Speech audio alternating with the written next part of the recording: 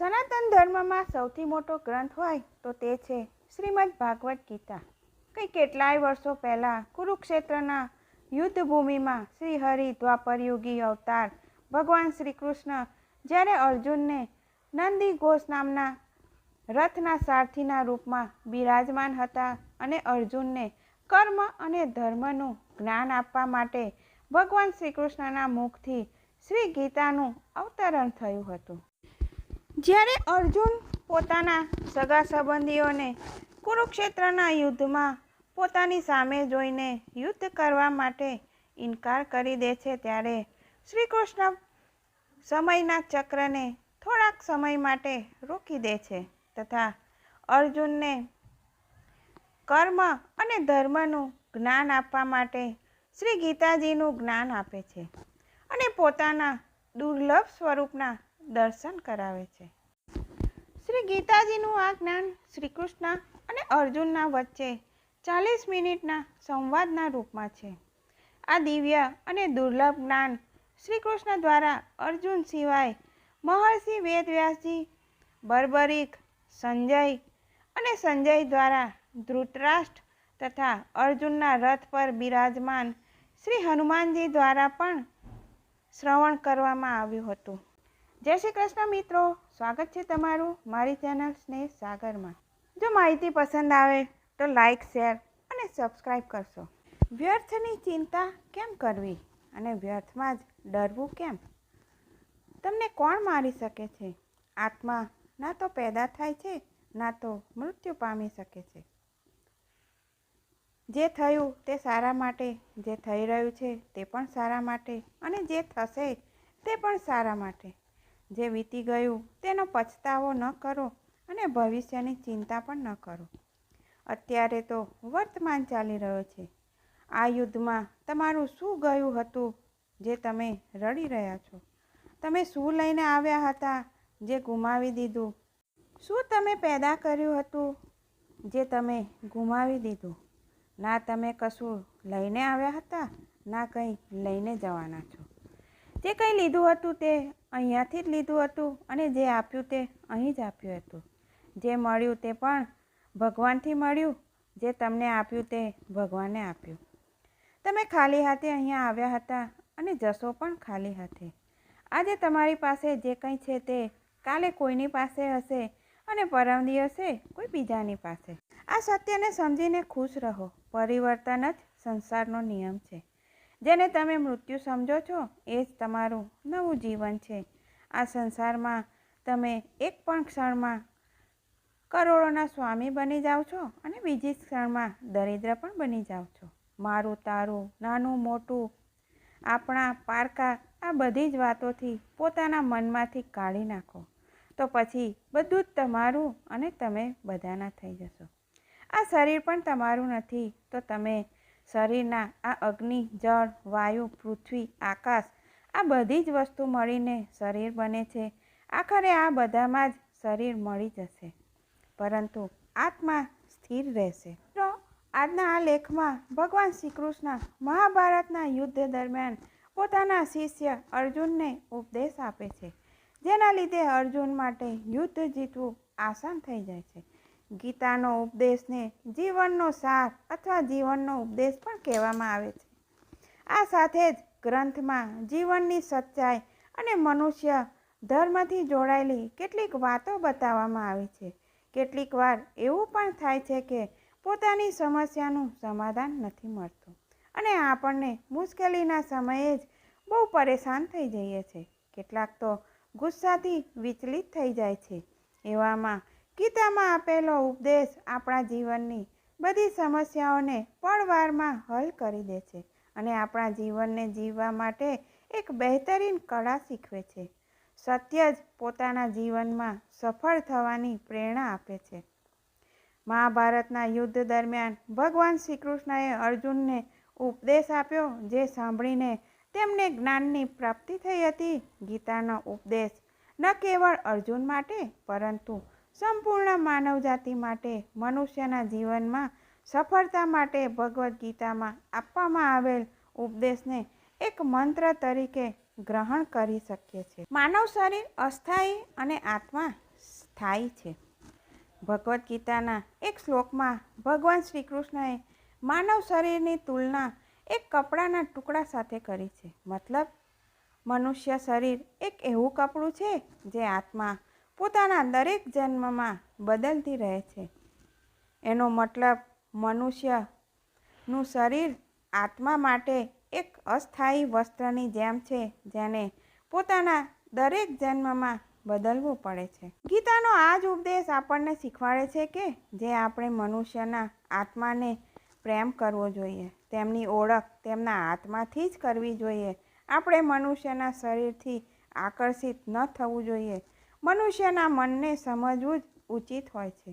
જે લોકો મનુષ્યના શરીરને ન કેવળ પ્રેમ કરે છે, એવામાં ગીતાનો ઉપદેશ બહુ જ શીખ આપે છે. જીવનનું એકમાત્ર સત્ય છે જે મૃત્યુ છે. ગીતાના આ ઉપદેશમાં ભગવાન શ્રી કૃષ્ણએ બતાવ્યું છે કે મનુષ્યનો જન્મ મરણનું ચક્ર વિશે જાણી લેવું જોઈએ, કારણ કે મનુષ્યના જીવનની એકમાત્ર સચ્ચાઈ છે જે મૃત્યુ છે. કારણ કે જે મનુષ્ય આ દુનિયામાં જન્મ લે છે તેને એક દિવસ આ સંસાર છોડીને જવું જ પડે છે. અને દુનિયાનું આ અટલ સત્ય છે અને આ વાતને નકારી પણ ન શકાય. દરેક મનુષ્ય પોતાના મોતથી ભયભીત થઈને રહે છે. એટલે મનુષ્યએ જીવનની સચ્ચાઈને જાણી લેવું જોઈએ અને વર્તમાનની ખુશીઓને ખરાબ ન કરવી જોઈએ.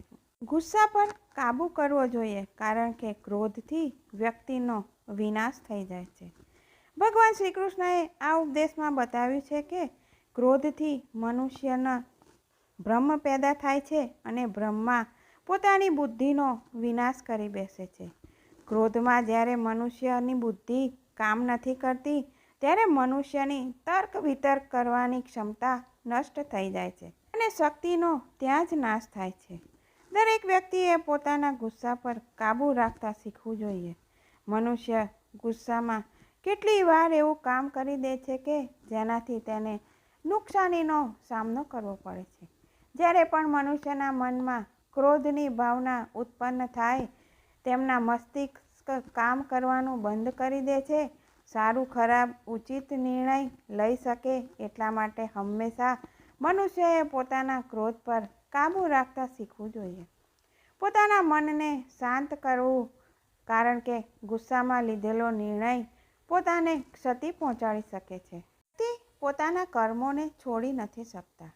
ભગવાન શ્રી કૃષ્ણએ ગીતાના સારમાં બતાવ્યું છે કે કોઈ પણ વ્યક્તિ પોતાના કર્મોને છોડી નથી શકતા.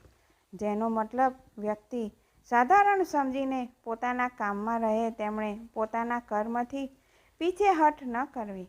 જે મનુષ્ય પોતાના કર્મોથી પીછેહટ કરી કર્મ કરવાનું બંધ કરી દે છે તો તે પોતાના રસ્તા પરથી ભટકી જાય છે. સંસારનો નિયમ છે કે મનુષ્યને પોતાના કર્મોને કરવાની લગન હોય છે. અર્થાત જે વ્યક્તિ જેવો સ્વભાવ હોય છે તે પ્રમાણે પોતાના કર્મો કરતા રહે છે.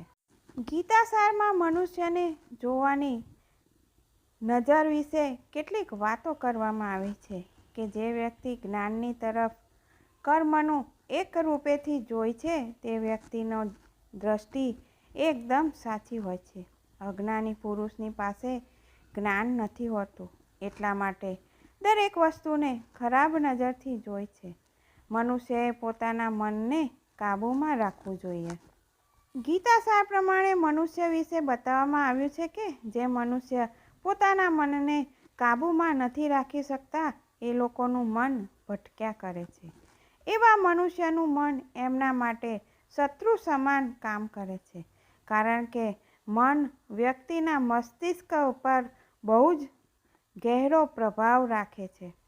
જ્યારે મનુષ્યનું મન સ્થિર રહે છે તો તે વ્યક્તિ પણ સાચી રીતે પોતાનું કામ કરે છે. પોતાનું જ આકલન કરવું. ગીતાના સારમાં એ પણ બતાવવામાં આવ્યું છે કે મનુષ્ય જેમ સૌથી પહેલાં પોતાની જાતને આંકવી, મતલબ કે પોતાના વિશે જાણવું, પોતાની કાબેલિયત અને ક્ષમતાને જાણીને પોતાનું આત્મજ્ઞાનની પ્રાપ્તિ કરી શકે છે. જ્યાં સુધી મનુષ્ય પોતાના વિશે જાણી ન લે ત્યાં સુધી મનુષ્યનો ઉદ્ધાર નથી થતો. મનુષ્યએ પોતાના પર વિશ્વાસ કરવો જોઈએ.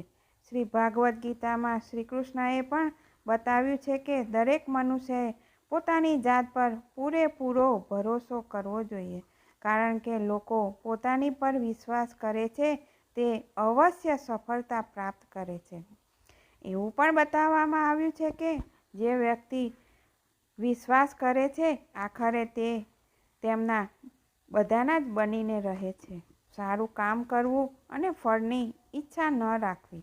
જે મનુષ્ય પોતાનું કર્મ નથી કરતા અને પહેલેથી જ પોતાના કર્મના પરિણામ વિશે વિચારે છે તેવા લોકો માટે ગીતાજીમાં આ સાર એક શિખામણ સાબિત થઈ શકે છે. ભગવાન શ્રી કૃષ્ણએ આ ઉપદેશમાં બતાવ્યું છે કે મનુષ્ય આ કર્મ કરતા રહેવું જોઈએ. વિચારવું નહીં કે આ કર્મનું શું પરિણામ પ્રાપ્ત થશે, કારણ કે કર્મનું ફળ તો દરેક મનુષ્યને મળે છે. એટલા માટે મનુષ્યએ ચિંતા ન કરવી, પોતાના કર્મ પર ધ્યાન રાખવું. મનુષ્યની ઇન્દ્રિયોનો સંયમ જ કર્મ અને જ્ઞાનનો નિચોડ છે. મનુષ્યના જીવનમાં સુખ અને દુઃખ બંને પરિસ્થિતિનો અનુભવ થાય છે. સુખમાં વધારે પ્રસન્ન ન થવું અને દુઃખમાં નિરાશ ન થવું. બંને પરિસ્થિતિમાં પોતાના મનને કાબૂમાં રાખવું. જ્યારે મનુષ્યને સાંસારિક ઈચ્છાનો ત્યાગ કરીને ફળની ચિંતા ન કરે, પોતાના કર્મ કરતા રહે. જે મનુષ્ય પોતાના મનને કાબૂમાં રાખે છે તે મનુષ્યનું મન જ તેનો સાચો મિત્ર છે. તે જ મનુષ્ય પોતાના મન પર વિજય પ્રાપ્ત કરે છે અને પરમાત્માની પ્રાપ્તિ થાય છે. જેને જ્ઞાનની પ્રાપ્તિ થાય છે તેના માટે સુખ, દુઃખ, ઠંડી, ગરમી, માન, અપમાન બધું જ એક સમાન હોય છે. પોતાના પર ભરોસો રાખવો અને પોતાના લક્ષ્યને મેળવવા માટે લગાતાર પ્રયાસ કરવો. કોઈ પણ વ્યક્તિ સાચા મનથી ગીતાના ઉપદેશોનું જીવનમાં પાલન કરે છે તે વ્યક્તિ એક સફળ ઇન્સાન બની શકે છે. પૂરા વિશ્વાસની સાથે લક્ષ્ય મેળવવાની કોશિશ કરતા રહે છે તે નિશ્ચિત પોતાના લક્ષ્યને મેળવી જ લે છે. તણાવથી દૂર રહેવાનો સંદેશો આપે છે. આ ઉપદેશમાં ભગવાન શ્રી કૃષ્ણએ સમજાવ્યું છે કે કોઈ પણ વ્યક્તિને તણાવ અને ચિંતાથી દૂરી બનાવી રાખવી જોઈએ, તો જ એ એક સફળ મનુષ્ય બની શકે છે. કારણ કે મનુષ્યને સફળ થવામાં તણાવ એક બાધાની જેમ વચ્ચે આવે છે. પોતાના કામને પ્રાથમિકતા આપીએ અને એ જ કામ પ્રથમ કરીએ. શ્રીમદ્ ભાગવદ્ ગીતામાં ભગવાન શ્રી કૃષ્ણએ મનુષ્યને પોતાના કર્મોને પહેલી પ્રાથમિકતા આપવા માટે કહ્યું છે. બધાથી પહેલાં પોતાનું જરૂરી કાર્ય પૂરું કરવું અને તેના પછી બીજા કોઈનું. અન્યથા બીજાનું કામ પૂરું કરવાના ચક્કરમાં તે મનુષ્ય અવશ્ય પોતાનું કામ પૂરું નથી કરી શકતા. ભગવદ્ ગીતામાં ભગવાન શ્રી કૃષ્ણએ આ ઉપદેશ આપ્યો છે કે સંસારમાં એક જ ભગવાન અને અનેક સ્વરૂપ છે અને સંસારના લોકો ભગવાનના અલગ અલગ સ્વરૂપની પૂજા પણ કરે છે. પરંતુ મનુષ્યને આ જ વાતનું જ્ઞાન હોવું જોઈએ. પરંતુ ભગવાન એક જ ભગવાનનું સ્વરૂપ છે. મનુષ્યના સારા અને ખરાબ બંને રૂપ ભગવાનના જ સ્વરૂપ છે. અર્થાત બ્રહ્માંડમાં જેટલા દેવતા છે જેની પૂજા મનુષ્ય પીપળાના વૃક્ષના રૂપમાં પણ કરે છે, તો કોઈ પહાડના રૂપમાં ભગવાનના અગણિત રૂપોના દર્શન કરે છે જેને કોઈ અંત નથી. પરંતુ મનુષ્ય પોતાની આસ્થા અનુસાર પોતાના દેવી દેવતાઓની પૂજા કરે છે. આ જ સત્ય છે કે ભગવાનનું એક જ રૂપ છે. જે મનુષ્ય સાચા મનથી ભગવાનની પૂજા આરાધના કરે છે, પૂરું ધ્યાન સાચા મનથી ભગવાનમાં લગાવે છે, તેને અવશ્ય સિદ્ધિ પ્રાપ્ત થાય છે. મનુષ્ય પોતાના શરીરની બધી ઇન્દ્રિયો પર કાબૂ મેળવી લે છે અને સુખ અને દુઃખ બધી જ પરિસ્થિતિઓમાં સમાન ભાવથી રહે છે અને સંસારના બધા જ પ્રાણીઓના હિતમાં લાગેલા રહે છે. એવા મનુષ્ય પર ઈશ્વરની કૃપા હંમેશા રહે છે. પોતાના કામને મન લગાવીને કરતા રહેવું તો નિશ્ચિત સફળતા મળે છે. ભગવાન શ્રી કૃષ્ણએ કહ્યું છે કે મનુષ્ય માટે કોઈ પણ વસ્તુની અતિશયોક્તિ હાનિકારક છે. સ્વાર્થી ન બનવું. ગીતાસારના માધ્યમથી એક જ્ઞાનની વાત કહી છે કે મનુષ્ય બહુ જ મતલબી છે અને તેમને પોતાના મતલબથી મતલબ હોય છે. ગીતામાં કહેવામાં આવ્યું છે કે એક વ્યક્તિ અરીસામાં દેખાતા પ્રતિબિંબની જેમ હોય છે. જે વ્યક્તિ પોતાની સાચી તસવીર જોઈ નથી શકતા. એટલે એ વ્યક્તિ જો જીવનમાં ખુશીપૂર્વક પોતાનું જીવન વ્યતીત કરવું હોય તો સ્વાર્થને પોતાની પાસે ન આવવા દેવો. કારણ કે એક સ્વાર્થી મનુષ્ય દોસ્તીમાં પણ પોતાનો સ્વાર્થ કાઢવાની કોશિશ કરે છે. એટલા માટે મનુષ્યએ એવું બનવું કે પોતાની સાથે સાથે લોકોની ભલાઈ માટે પણ વિચારવું. એ જ મનુષ્ય સફળ જીવન વ્યતીત કરી શકે છે. ઈશ્વર હંમેશા પોતાના ભક્તોનો સાથ આપે છે. મનુષ્ય આ પ્રભાવશાળી સત્યને માની લે છે. સંસારનું નિર્માણ ભગવાને જ કર્યું છે અને તેઓ જ સંસારને ચલાવે છે. મનુષ્ય કેવળ એક કઠપુતળી છે જે ભગવાનના ઈશારા પર નાચે છે. મનુષ્ય જ્યારે પોતાના ભવિષ્ય અને વર્તમાનની ચિંતા ન કરે, કારણ કે ભગવાન તેમની દરેક વિકટ પરિસ્થિતિમાં તેમનો સાથ આપે છે અને મુશ્કેલીમાંથી તેમને બહાર કાઢે છે. એટલે ઈશ્વર પર ભરોસો રાખવો. જે મનુષ્ય જરૂરત કરતાં વધારે શક કરે છે એવા લોકો માટે ભગવાન શ્રી કૃષ્ણએ એવું કહ્યું છે કે પૂર્ણ સત્યની શોધ હંમેશા શક કરવું મનુષ્યના દુઃખનું કારણ બને છે. શંકા કરવી એક એવી આદત છે જે મજબૂતથી મજબૂત સંબંધને પણ ખતરામાં નાખે છે. જિજ્ઞાસા હોવી અલગ વાત છે. શંકા કરવાથી દુઃખની પ્રાપ્તિ થાય છે. અંતમાં પછતાવા સિવાય કંઈ પણ રહેતું નથી. મહાભારતના યુદ્ધ દરમિયાન ભગવાન શ્રી કૃષ્ણ દ્વારા આપવામાં આવેલ ગીતાના ઉપદેશને જે લોકો જીવનમાં ઉતારશે તે લોકો નિશ્ચિત જીવનમાં સફળ થઈ શકશે. ગીતાસારના આ ઉપદેશથી એક સફળ જીવનના નિર્માણ માટે બેહદ મહત્વપૂર્ણ ભૂમિકા નિભાવે છે. જય શ્રી કૃષ્ણ મિત્રો. ફરી મળીશું અવનવા વિષય સાથે.